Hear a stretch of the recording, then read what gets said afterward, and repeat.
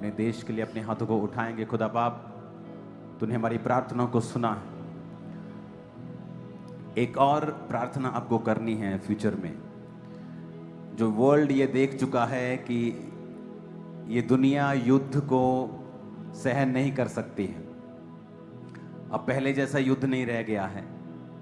एक युद्ध पूरी फाइनेंशियल सिचुएशन बिगाड़ सकता है पूरे देशों की। वो हाल रशिया और यूक्रेन ने देख लिया, वो अब ईरान और अमेरिका ने देख लिया है कि अब ऐसा नहीं है कि एक देश छोटा है तो आप उसे हरा सकते हो।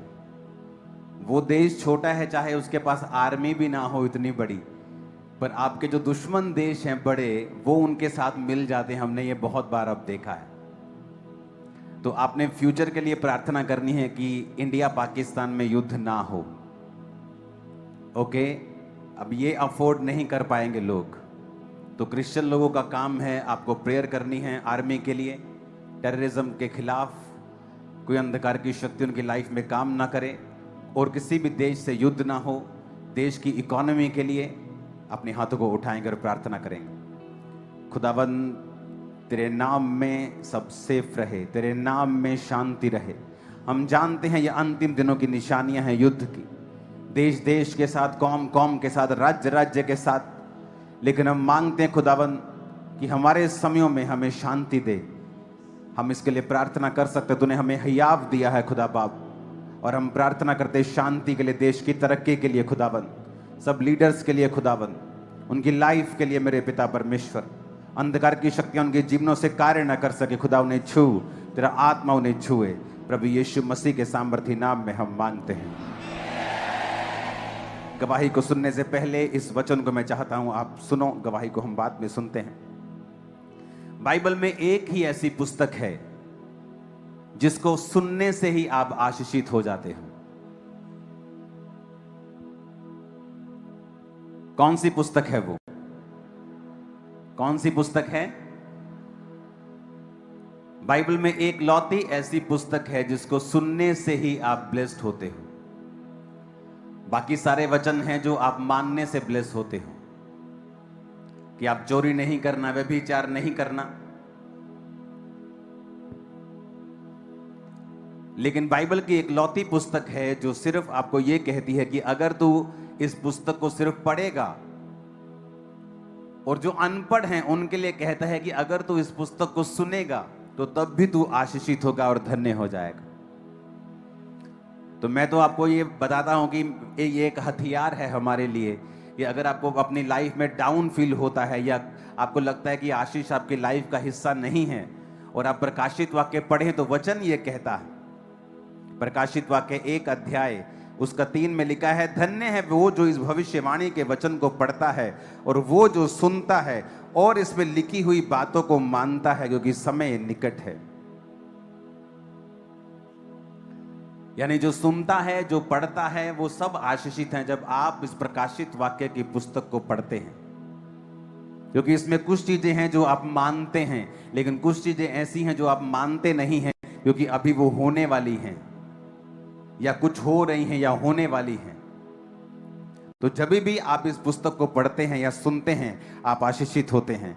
तो मेरा बिलीव है कि परमेश्वर ने आज का दिन ठान लिया है कि वो आपको आशीषित करे, और आप जब इस पुस्तक को सुन रहे हैं आप ब्लेस्ड हैं, आपकी फैमिली समेत, आपके बच्चों समेत, आपका जो कुछ भी जुड़ा हुआ है, आपका फाइनेंस, आपका कारोबार, आपकी जॉब, आपकी लाइफ, आपकी स्पिरिचुअल लाइफ, आज वो ब्लेसिंग के नीचे है, ब्लेसिंग की छतरी के नीचे है।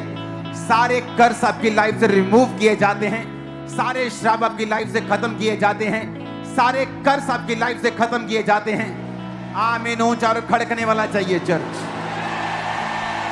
Hallelujah, hallelujah. ये बात है यीशु मसीह के जन्म के 9 दशकों बाद की, जब यूहन्ना, जिसको परमेश्वर ने यह प्रकाशित वाक्य दिया, पहली आयत में लिखा है यीशु मसीह का प्रकाशित वाक्य, जो उसे परमेश्वर ने इसलिए दिया कि वह अपने दासों को वो बातें जिनका शीघ्र होना अवश्य है दिखाए, और उसने अपने स्वर्गदूत को भेजकर उसके द्वारा अपने दास यूहन्ना को बताया। जिसने परमेश्वर के वचन और यीशु मसीह की गवाही अर्थात जो कुछ उसने देखा था उसकी गवाही दी। 3 आयत धन्य है वो जो इस भविष्यवाणी के वचन को पढ़ते हैं, सुनते हैं और इसमें लिखी हुई बातों को मानते हैं, क्योंकि समय निकट है। यूहन्ना की ओर से आसिया की 7 कलीसियाओं के नाम, उसकी ओर से जो है, जो था, जो आने वाला है, और उन 7 आत्माओं की ओर से जो सिंहासन के सामने हैं, और यीशु मसीह की ओर से जो विश्वास योग्य साक्षी, मरे हुओं में से जी उठने वालों में पहलोठा और पृथ्वी के राजाओं का हाकिम है, तुम्हें अनुग्रह और शांति मिलती रहे। वह हमसे प्रेम रखता है और उसने अपने लहू के द्वारा हमें पापों से छुड़ाया है और हमें एक राजा और अपने पिता परमेश्वर के लिए याजक भी बना दिया, और उसी की महिमा और पराक्रम युगानुयुग रहे। सब कहें आमीन। जहां हिंदी में राज्य लिखा है आप उसे राजा लिख सकते हैं। ये असली ट्रांसलेशन में पढ़ रहा हूं। देखो वह बादलों के साथ आने वाला है और हर एक आंख उसे देखेगी, वरन जिन्होंने उसे भेदा था वे भी उसे देखेंगे और पृथ्वी के सारे कुल अब उसके कारण छाती पीटेंगे। हाँ आमीन। प्रभु जो है, जो था, जो आने वाला है, जो सर्वशक्तिमान है, वह कहता है मैं ही अल्फा और ओमेगा हूं। मैं यूहन्ना जो तुम्हारा भाई और यीशु के कलेश और राज्य और धीरज में तुम्हारा सहभागी हूं, परमेश्वर के वचन और यीशु की गवाही के कारण पतमुस नामक टापू में था। ये वहां पर इस वचन को लिख रहा है जिसका नाम है पतमुस।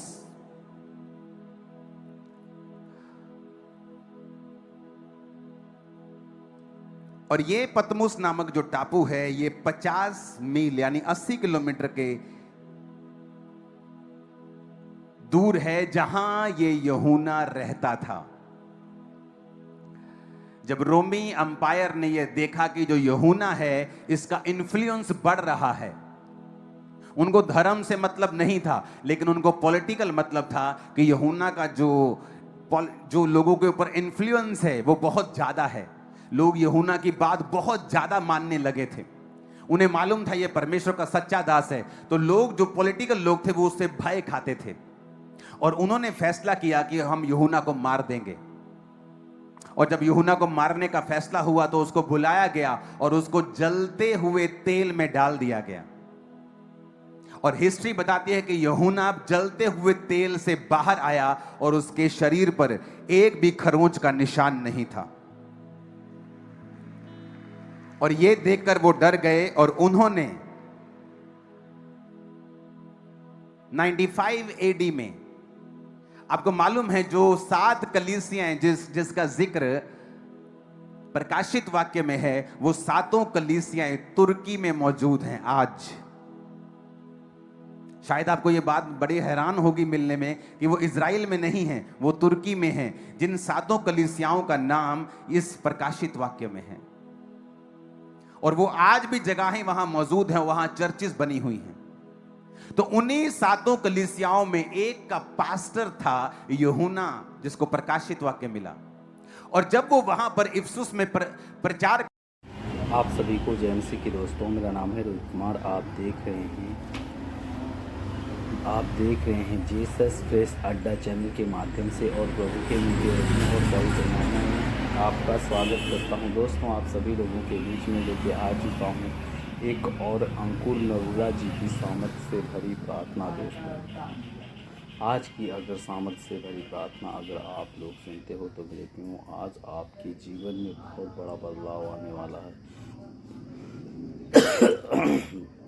क्योंकि दोस्तों, आज की सामर्थ्य से भरी प्रार्थना उन लोगों के लिए है जो हमेशा निराश और उदास और परेशान और चिंता में और तरह तरह की समस्याओं से जूझते रहते हैं। तो मेरे प्रियो, आपको चिंता नहीं करना है, बस आपको भरोसा रखना है, परमेश्वर के वचन के तहत चलना है। प्रभु आज आपको बहुत सारी मुसीबतों से आज़ादी देगा और आपको कभी भी निराश और परेशान और उदास और चिंता में नहीं रहने देगा। क्योंकि मेरे प्रियो, प्रभु का वचन कहता है विश्वास और भरोसा ही लोगों के जीवन को बदल के रख देता है। क्योंकि मेरे प्रियो, बहुत से ऐसे मसीह लोग हैं जो लोगों के जीवन को बदलता है, जो लोगों को हर एक मुसीबत से, हर एक प्रॉब्लम से और हर तरह की मुसीबतों से जूझते रहते हैं। तो मेरे क्यों आपको परेशान नहीं होना है, बस आपको भरोसा रखना है, श्रद्धा रखना है, प्रभु के वचन के तहत चलना है। प्रभु आज आपको हर एक मुसीबत से, हर एक प्रॉब्लम से, हर एक तरह तरह की दिक्कतों से आज़ादी देना चाहता है, क्योंकि मेरे क्यों आपको भरोसा रखना है, विश्वास रखना है, श्रद्धा रखना है, प्रभु के वचन पे चलना है। प्रभु आपको आज़ादी और प्रभु आपको हर एक मुसीबत से बचाने का काम करेगा, क्योंकि मेरे क्यों भरोसा और विश्वास ही लोगों के जीवन को बहुत दूर ले जाता है, लोगों को परमेश्वर से जोड़ता है। क्योंकि मेरे क्यों परमेश्वर का वचन कहता है, बहुत से ऐसे मसीह लोग हैं जो अपने जीवन में निराशा और उदास और चिंता और तरह तरह की समस्याओं से जूझते रहते हैं और उनके जीवन की सारी समस्याएं बनी रहती हैं। तो मेरे क्यों आपको चिंता करने की ज़रूरत नहीं है, बस आपको परमेश्वर पर भरोसा रखना है, श्रद्धा रखना है और वो प्रभु आपके लिए बड़े बड़े काम करना चाहता है। प्रभु आपको बहुत सारी मुसीबतों से आज़ादी देना चाहता है, क्योंकि मेरे प्रियो प्रभु का वचन कहता है, विश्वास और भरोसा ही लोगों के जीवन को पल भर में बदल देता है और उनको कभी भी निराश और हताश और उदास नहीं होने देता। तो आप सभी को जय मसीह के दोस्तों, God bless you all of you. Next video मिलता हूँ दोस्तों।